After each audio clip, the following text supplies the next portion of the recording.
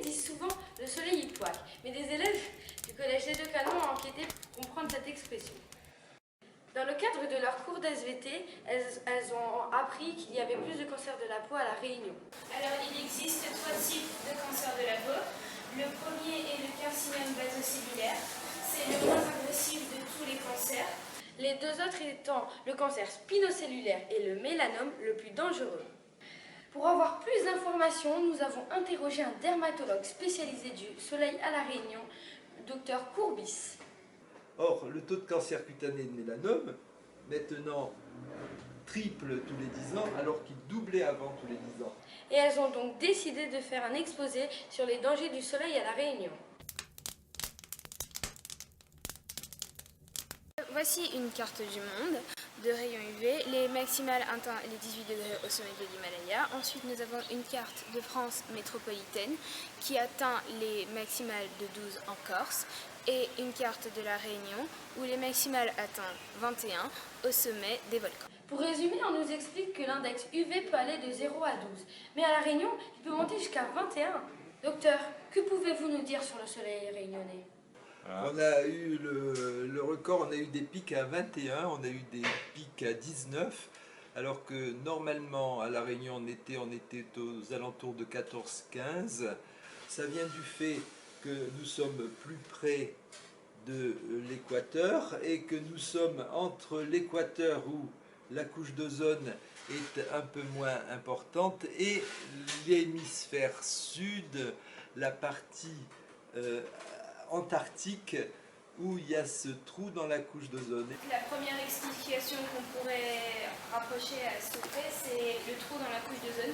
Donc il est situé au niveau du sud de l'océan Indien, donc pile là où on est. On sait maintenant que le soleil est particulièrement dangereux à La Réunion. Mais les jeunes réunionnais en sont-ils conscients ? Un document du ministère des Sports indique une température optimale de 18 degrés.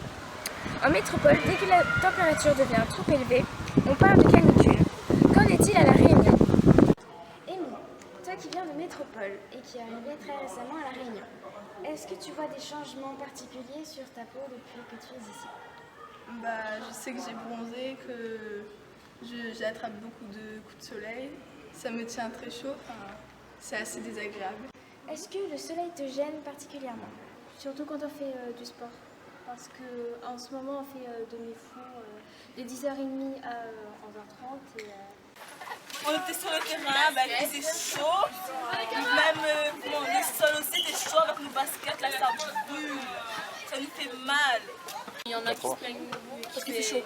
Il fait chaud en cours. Il y en a qui sont des femmes qui vont tellement chaud qui s'endorment même en cours. À Londres, nous avons trouvé 32 degrés. Au sol, nous avons trouvé 64 degrés et au soleil, 39. Pour vérifier que la température au sol est si élevée que ça, nous allons faire une petite expérience qui consiste à faire cuire un œuf au sol. Et voilà.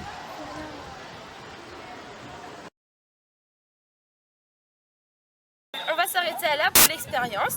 On peut voir que l'œuf n'a pas totalement cuit, il a plutôt séché à cause des rayons UV. On peut imaginer que les rayons UV fassent le même effet sur notre peau et la sèche. Est-ce que tu penses que le soleil a un côté négatif sur ta peau, toi particulièrement ? Je sais pas, mais je sais que ça tient. Quand on fait sport, on a la peau qui brûle. Et sinon, tu penses que le soleil a des côtés négatifs sur ta peau, sur ta santé ? Non, pas vraiment.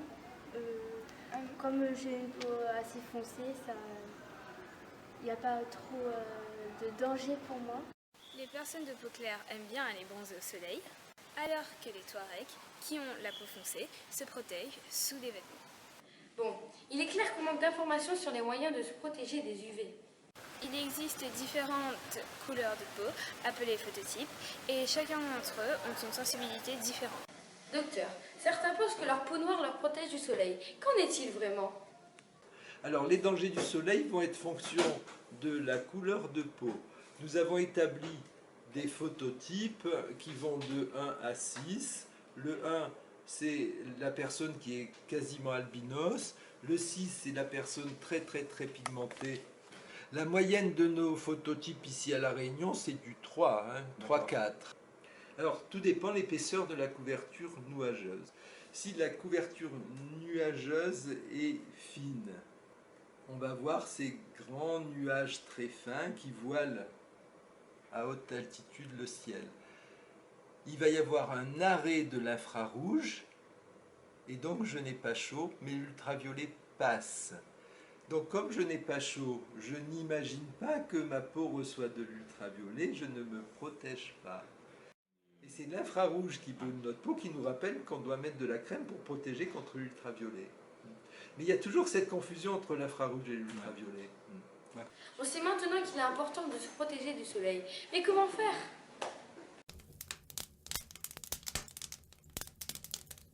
Pour savoir comment se protéger du soleil, nos chercheuses ont réalisé plusieurs expériences à l'aide de papier ultraviolet. Ce papier devient de plus en plus bleu lorsqu'il est exposé aux rayons UV. Le témoin exposé 10 minutes au soleil à 13 h est devenu bleu foncé. Puis, elles ont comparé le témoin à d'autres situations. Par exemple, en plaçant le papier UV sous une casquette, ce qui leur a permis d'en conclure qu'une casquette est une protection efficace. Et elles ont répété l'expérience. Nous avons placé un témoin sous un lycra bleu et l'autre au soleil. Nous pouvons observer que le lycra bleu protège des rayons UV. Donc la tenue est un facteur à prendre en compte. Le vêtement, c'est ce qui protège le mieux, le vêtement bleu. Mais le vêtement bleu, c'est pour le thorax, c'est pour les bras, c'est pour les avant-bras. Il faut savoir que le bleu vous donne un indice de protection de 100, et cet indice est toujours de 100, même quand il est mouillé. Le blanc donne un indice de protection de 20, et quand il est mouillé, par la sueur ou par le fait que je me baigne, son indice passe à 2-3. D'autres protections efficaces ont été également constatées, comme les lunettes de soleil. Par ailleurs, réduire sa durée d'exposition et éviter le soleil de midi permet de limiter les risques. Mais le plus efficace pour se protéger du soleil reste bien sûr de rester à l'ombre. Alors la meilleure protection, c'est effectivement une protection par des structures qui permettent de nous protéger. Et faire de l'EPS de 7h30 à 9h, 9h30, c'est logique. Faire de l'EPS après 16h ou 15h30, c'est logique. Mais dans ce créneau, soit c'est couvert, soit il ne faut pas faire. Pour finir, elles ont présenté ces expériences à leur classe. Toujours le témoin avec en comparaison l'expérience avec de la crème solaire, donc d'indice 50. Donc la crème solaire est aussi une protection efficace contre le soleil. On a comparé le témoin à un t-shirt blanc mouillé, donc on s'aperçoit que le t-shirt blanc et en plus le fait qu'il soit mouillé nous protège très peu. Docteur, avez-vous d'autres recommandations ? La protection, elle est vestimentaire et elle est par des bâtiments adaptés. Les bâtiments adaptés, on ne les a pas ou peu. Et enfin, les écrans solaires, eux, sont un palliatif. La protection qu'il va me donner, ça va être de 2 heures en Europe, et ça, ils oublient de le marquer sur les tubes. Mais ici, où le soleil est 3 fois plus fort, la protection va être de 120 minutes divisé par 3 égale 40 minutes. Si je reste 2 heures à la plage, il faut que je remette 3 fois de l'écran solaire. Pour s'assurer que tous aient bien compris, elles leur ont aussi présenté une petite vidéo.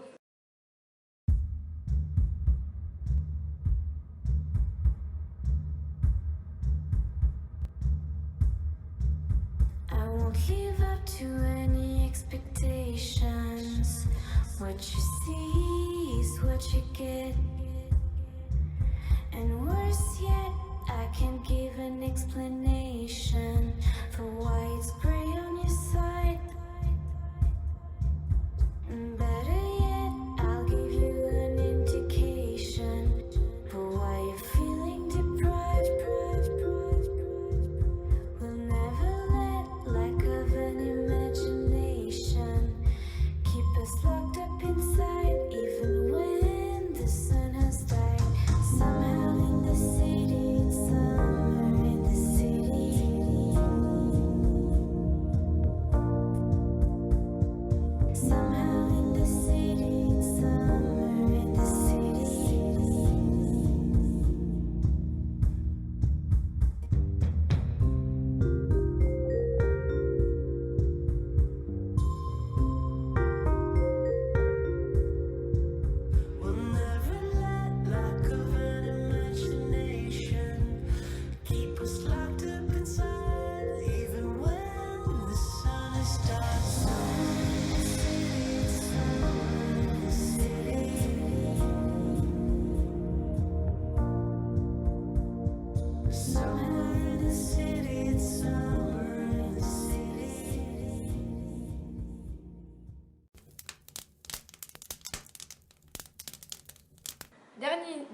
étape de leur travail, la plus importante, faire en sorte que chacun se protège. Alors, Émeric, quelle est pour toi la tenue adaptée pour faire du sport sur les plateaux?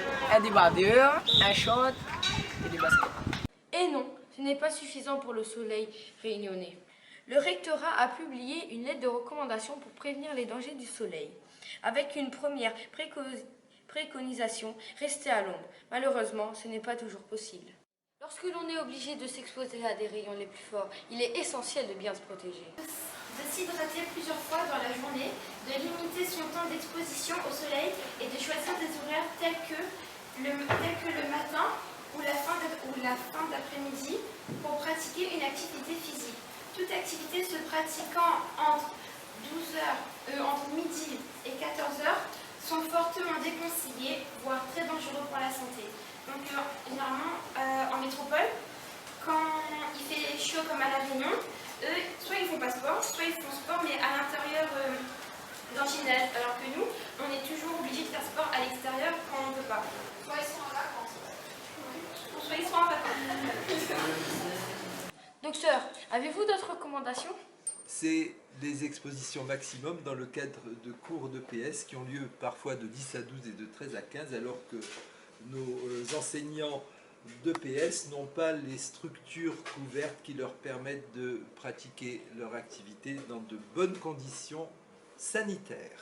Alors, que font nos amis australiens? Eh bien, les amis australiens, ils ont dit aux fabricants, vous allez nous faire des fûts d'écran solaire qu'on va mettre sur les plages et qui sont là, posés gratuitement. Parfait. Pensez donc à mettre un chapeau, des lunettes de soleil, de la crème solaire et un t-shirt sombre.